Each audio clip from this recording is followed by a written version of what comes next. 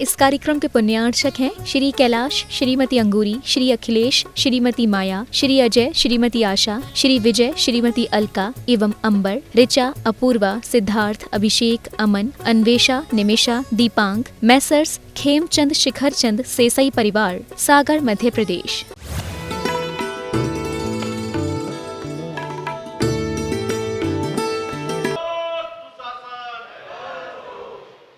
अंतिम तीर्थ वर्धमान स्वामी के शासन में हम से विराजते और उनकी ये पावन पीयूष देशना हम सभी के लिए परम उपकारी।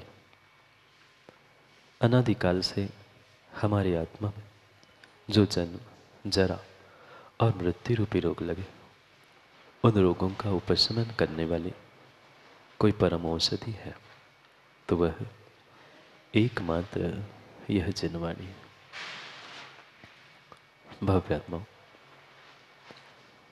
इंसान बन के जन्म लेना कोई बड़ी बात नहीं है।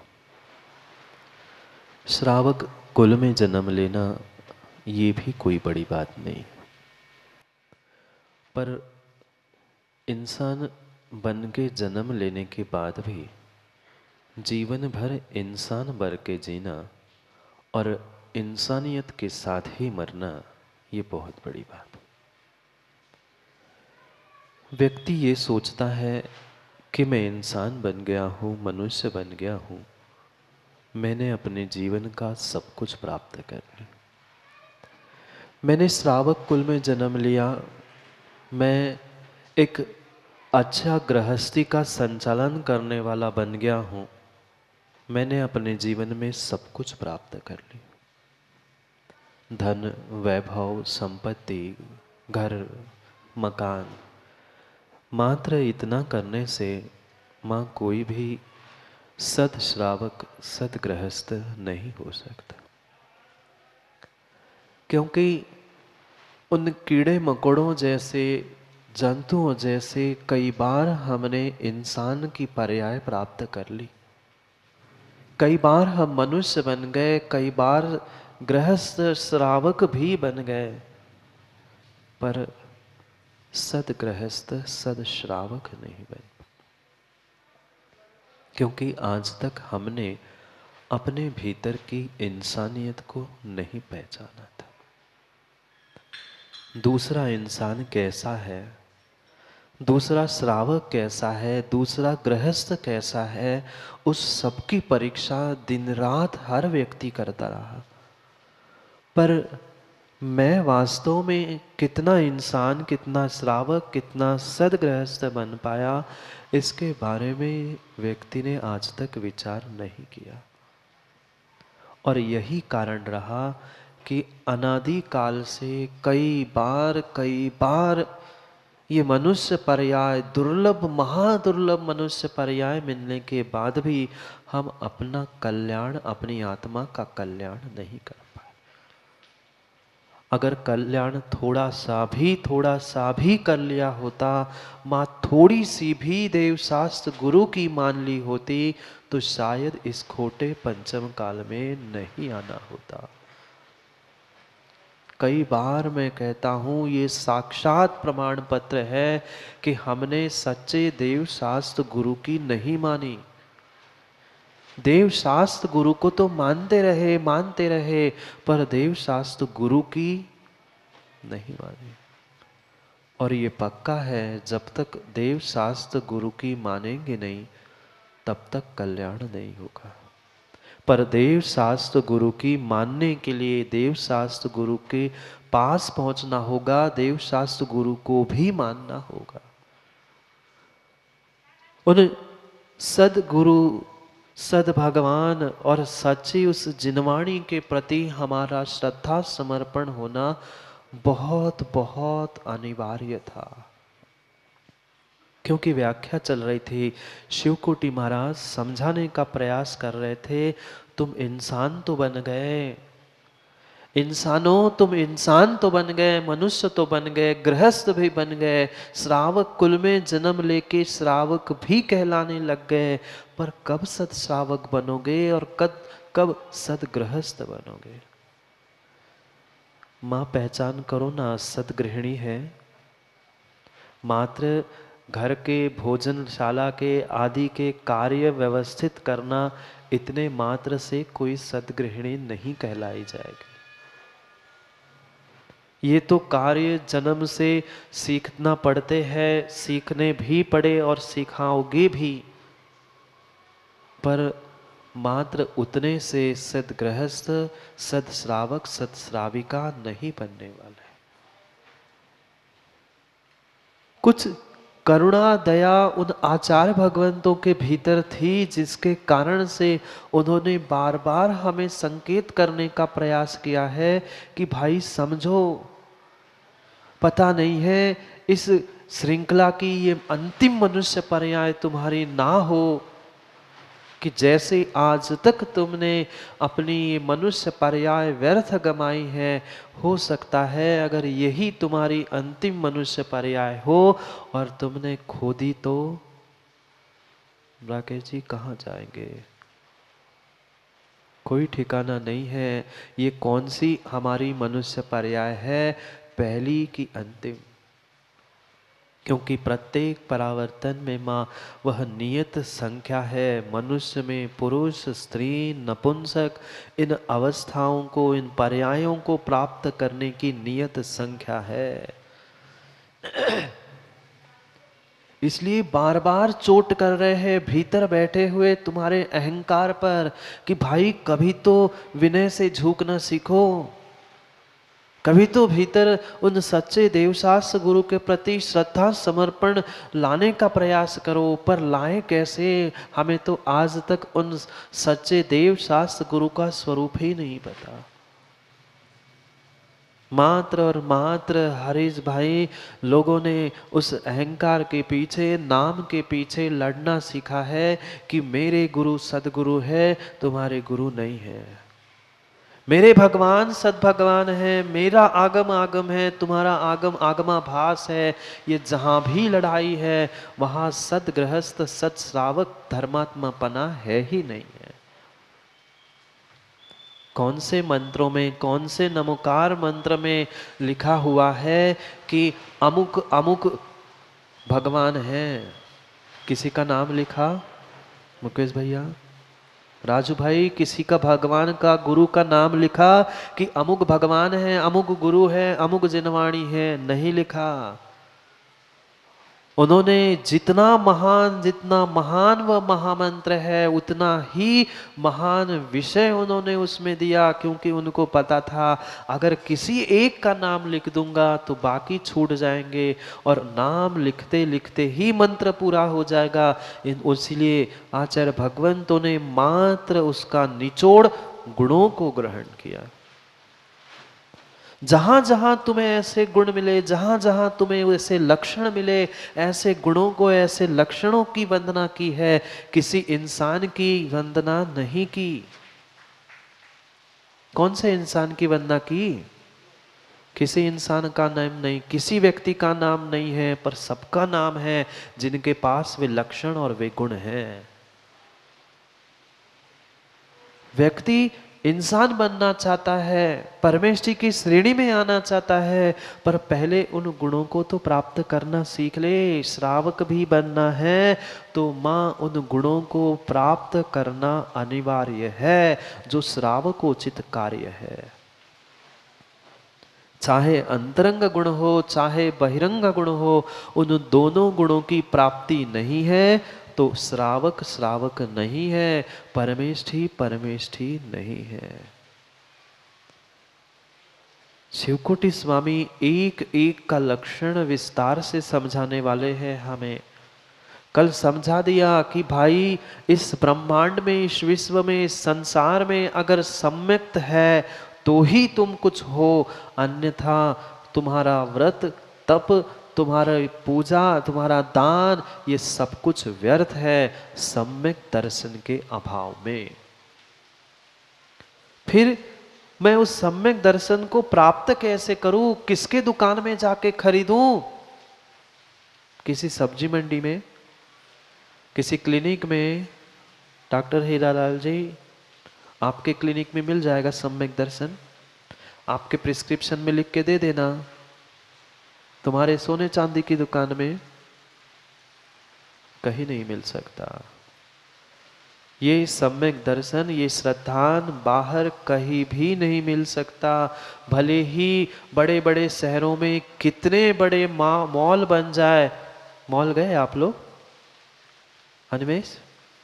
वहाँ सुई से लेकर बड़े बड़े फ्रिज, वॉशिंग मशीन, सब सामग्री मिल सकती है, पर वो सामग्री मिलना बहुत आसान है, पर भीतर का सम्यक दर्शन मिलना बहुत कठिन। उन मॉल, उन बाहर के दुकानों की तो छोड़ दो, मैं तो कहता हूं मंदिर में भी तुम्हें किसी धर्म आयतनों में भी सम्यक दर्शन मिलने वाला नहीं है। वे सच्चे देव शास्त्र गुरु भी तुम्हें भेंट करने वाले नहीं है। लो तुम मेरे दर्शन करने आते हो ना रोज, ये आधा किलो सम्यक दर्शन घर ले जाना। नहीं, इतनी प्रबल, इतनी प्रचंड श्रद्धा मेरे भीतर मां होनी चाहिए कि मेरा काम मात्र उस देव शास्त्र गुरु के स्मरण से और श्रद्धा से हो जाना चाहिए। पर बहुत बहुत हल्की और बहुत कमजोर हमारी श्रद्धा है। थोड़ी सी भी आंधी तूफान आ जाती है तो हमारी श्रद्धा उस दीपक की ज्योत की तरह होती है। इधर की हवा आई हम इधर झुक गए, इधर की हवा आई हम इधर झुक गए। कभी तो मजबूती के साथ काम करें। कितनी कमजोर हमारी श्रद्धा। तनक सा हमारे मन का नहीं होता सपन शास्त्री, हम देव शास्त्र गुरु से दूर हो जाते।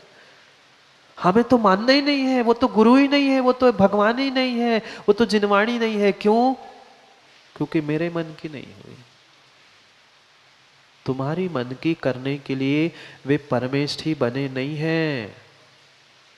बिल्कुल भी वे तुम्हारी मन की कहने के लिए, करने के लिए परमेष्ठी नहीं बने हैं। वे परमेष्ठी बने हैं, पंच परमेष्ठी की श्रेणी में आए हैं तो अपने स्वयं का, आत्मा का कल्याण करने के लिए आए हैं, ना कि दूसरे की सुनने और मानने के लिए आए हैं।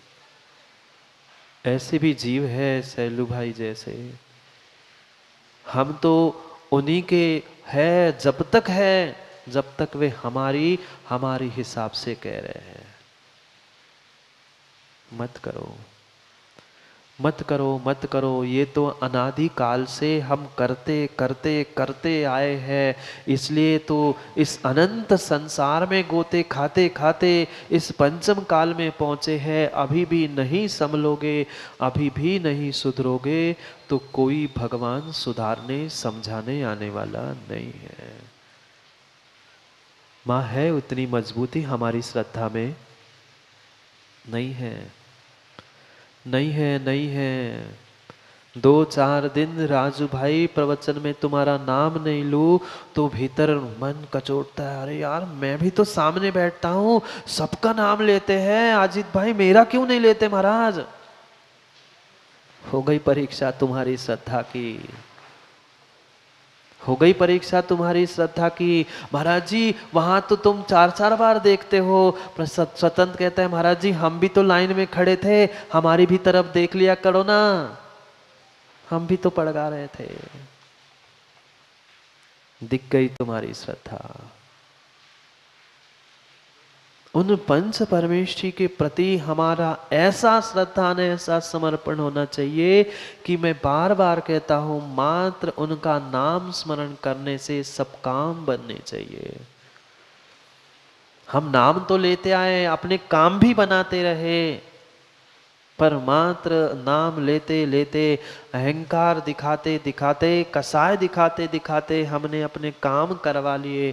पर इसका मतलब ये नहीं है कि हमारे संसार के काम बनने से, संसार पार होने से काम बन जाएंगे।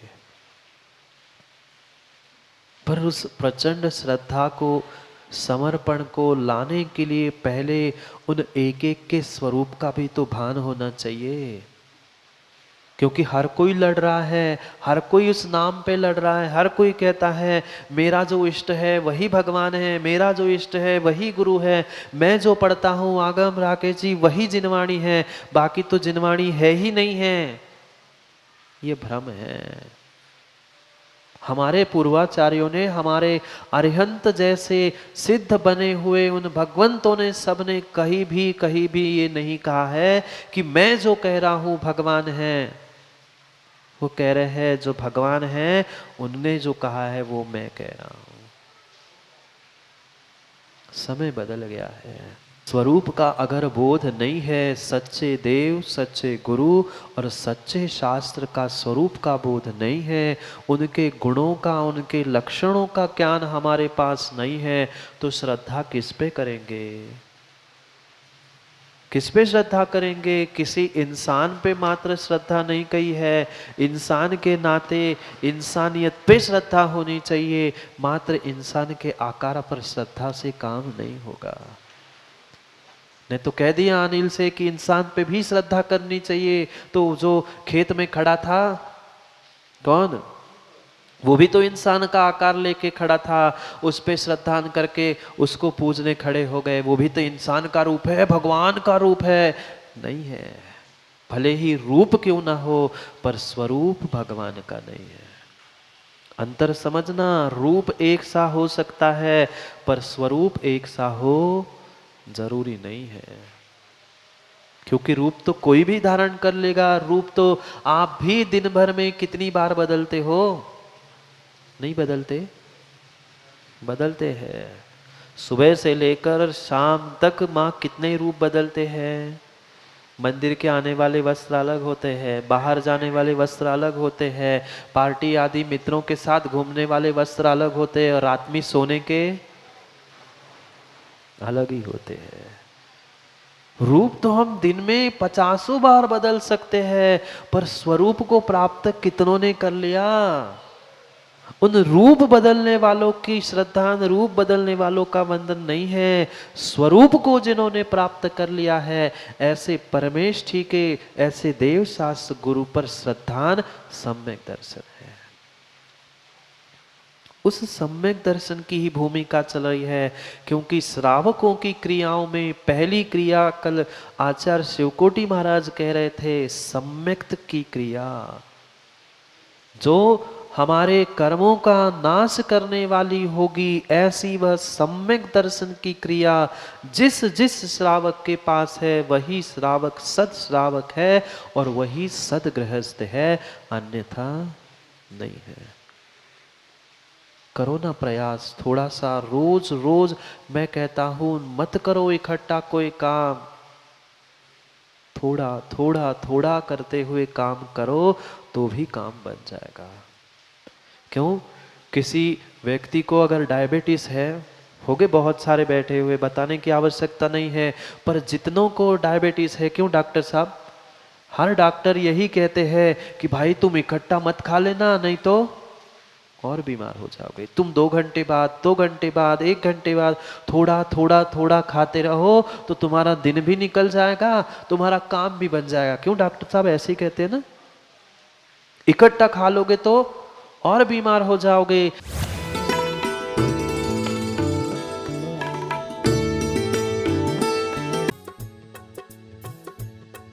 इस कार्यक्रम के पुण्यार्चक थे श्री कैलाश, श्रीमती अंगूरी, श्री अखिलेश, श्रीमती माया, श्री अजय, श्रीमती आशा, श्री विजय, श्रीमती अलका एवं अंबर, ऋचा, अपूर्वा, सिद्धार्थ, अभिषेक, अमन, अन्वेषा, निमिषा, दीपांग, मैसर्स खेमचंद शिखरचंद सेसई परिवार, सागर, मध्य प्रदेश।